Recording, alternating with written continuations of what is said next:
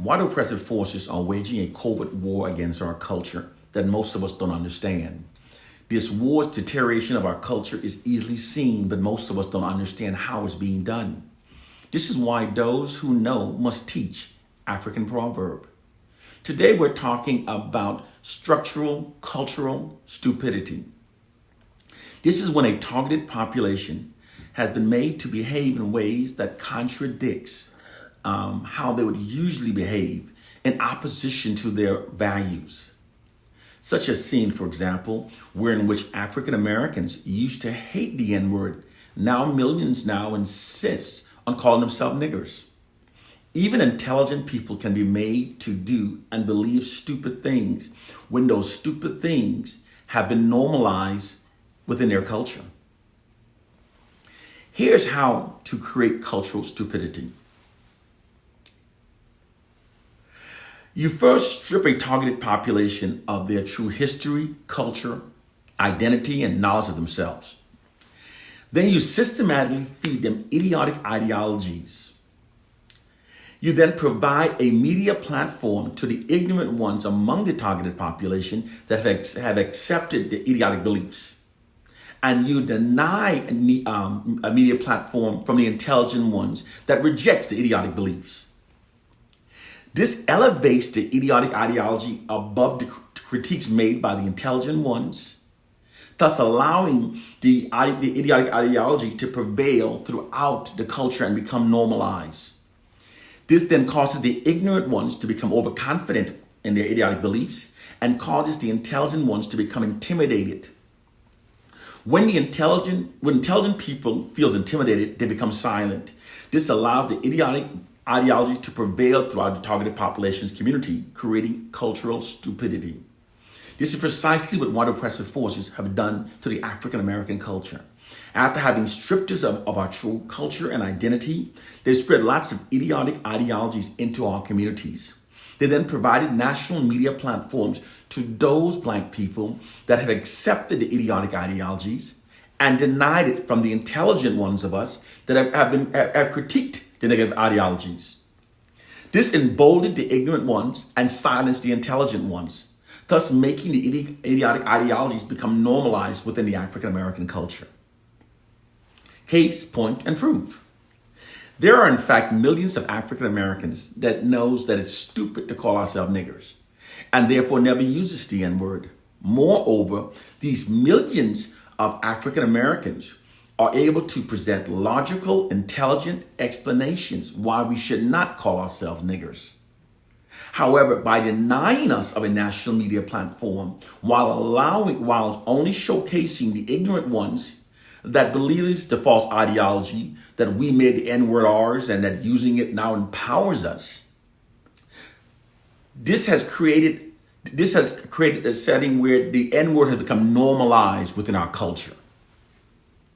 We African Americans did not make the N-word ours. That narrative is a false one made by white propagandists. Many African Americans then accepted the false narrative and then started calling themselves niggers, thus making it true. This is what actually happened. This is what's called a self-fulfilling prophecy. A self-fulfilling prophecy is the socio-psychological phenomenon of something becoming true simply because people believes it's true, thus resulting in behaviors aligning to fulfill the belief.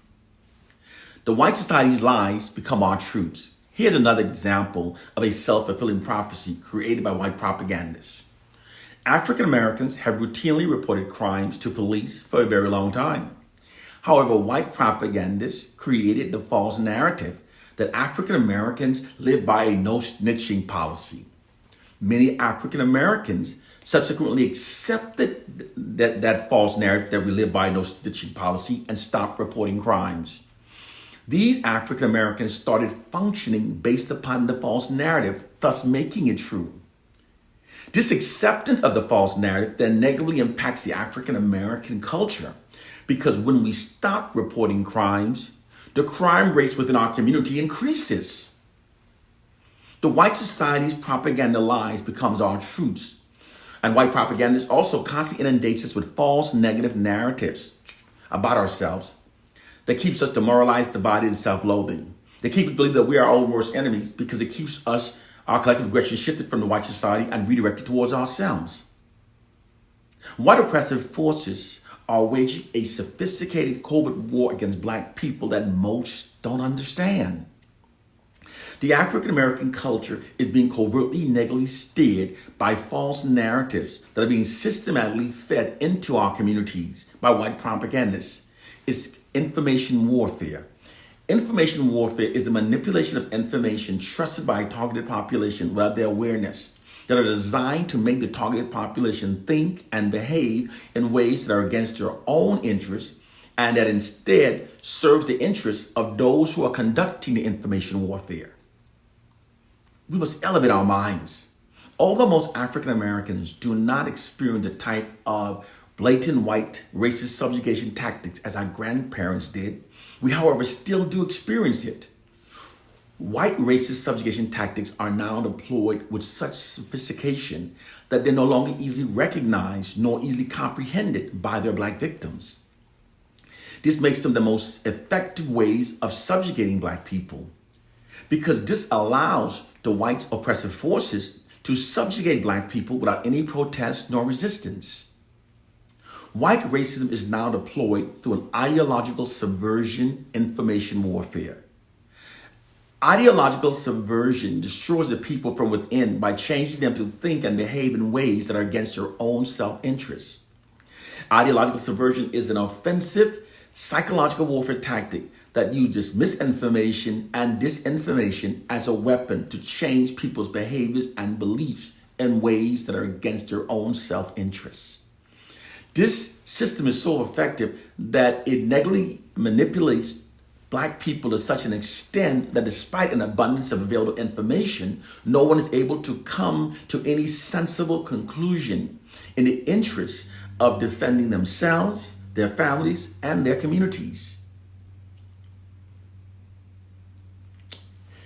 We must elevate our minds, okay? To liberate, we must first elevate. When we try to liberate ourselves based upon a Bible or the Wheeler story, that's like trying to liberate ourselves using a comic book. When we try to liberate ourselves based upon fiction and urban myths, that's like a child going to war with a toy gun. We must gain a clear, accurate, and concise understanding of our plight and condition in order to liberate ourselves. Because if our understandings are flawed, then all liberating remedies that stem from this misunderstanding will also be flawed. This is why white oppressive forces spread so much disinformation into our community. They don't want us to gain a clear, concise understanding of our plight and condition, because they know that's how we'll liberate ourselves. We who have been made, the intelligent, critical thinkers, who have been made intimidated, who have been made silent by the abundance of ignorance around us, we must speak up. We must speak up. There are many among us who think just as you do, but they're silent. Speak the truth. Speak intelligently. We know there's nothing intelligent by calling ourselves niggas, bitches, hoes, thugs, and glamorizing pimps. Our culture's being negatively steered. When we remain silent, we are the traitors to our race. We must speak the truth. We must always speak the truth. One love and peace.